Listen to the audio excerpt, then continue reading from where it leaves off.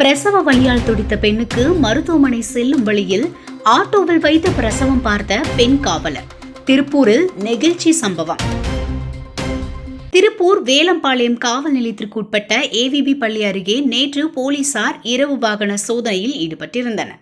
அப்போது நள்ளிரவு 12 மணி அளவில் அந்த வழியாக வந்த ஆட்டோ ஒன்றில் பெண் கதறி அழுவதை கவனித்த போலீசார் ஆட்டோவை வழிமறித்து அருகே சென்று பார்த்தபோது ஒடிசா மாநிலத்தை சேர்ந்த பாரதி என்ற பெண் பிரசவத்திற்காக மருத்துவமனை செல்வது தெரியவந்தது. ஆனால் மருத்துவமனை செல்வதற்குள் குழந்தை வெளியே வந்துவிடும் என்ற நிலையில் அங்கு பாதுகாப்பு பணியில் ஈடுபட்டிருந்த பெண் போலீசார் கோகிலா உடனடியாக ஆட்டோவில் ஏறி அந்த பெண்ணுக்கு பிரசவம் பார்த்துள்ளார். இந்த பெண் காவலர் ஏற்கனவே நர்சிங் முடித்து 8 மாதம் பயிற்சி பெற்றவர் என்பது குறிப்பிடத்தக்கது. மருத்துவமனை செல்வதற்குள் அந்த பெண்ணுக்கு அழகான பெண் குழந்தை பிறந்தது. இதனைத் தொடர்ந்து மருத்துவமனைக்கு அழைத்து வரப்பட்டு தாய் சேய் இருவருக்கும் சிகிச்சை அளிக்கப்பட்டு வருகிறது.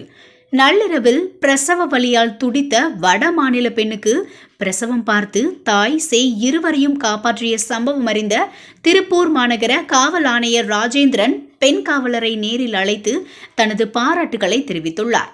இச்சம்பவம் குறித்து செய்தியாளர்களிடம் பெண் காவலர் கோகிலா கூறும்போது,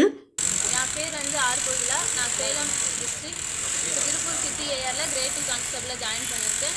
நேற்று இண்டிபெண்டன்ஸ் டே முன்னிட்டு எங்கள் கமிஷனர் சார் உத்தரவு பேரில் ஸ்பெஷல் வெஹிக்கிள் செக்கப்பில் பூண்டி ரவுண்டானாக்கிட்ட ஈடுபட்டு இருந்தோம். அப்போ ஒரு ஆட்டோவில் ஒரு லேடி கசிட்டு போகிற மாதிரி சவுண்டு. ஆட்டோ நிறுத்தி பார்த்தா அவங்களுக்கு பேபி பான் ஆகிற ஸ்டேஜில் இருக்காங்க. நான் நர்சிங் படித்ததுனால நான் ஆட்டோவில் ஏறி உட்காந்துட்டு அதை பற்றி எனக்கு தெரியும். கூட அவங்க ஹஸ்பண்ட் இருந்தாங்க. மற்ற சாரில் நாங்கள் போய் முன்னாடி செக்ஸ் எல்லாம் ரெடி பண்ணுறோமா அப்படின்னு சொல்லிட்டு ஏசி ஹாஸ்பிட்டல் போயிட்டாங்க. நாங்கள் போகவே பேபி பான் ஆயிடுச்சு.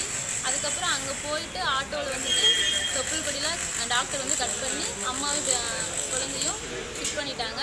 பேபி கேர்ள் பேபி, அம்மாவும் பொண்ணு நல்லா இருக்காங்க.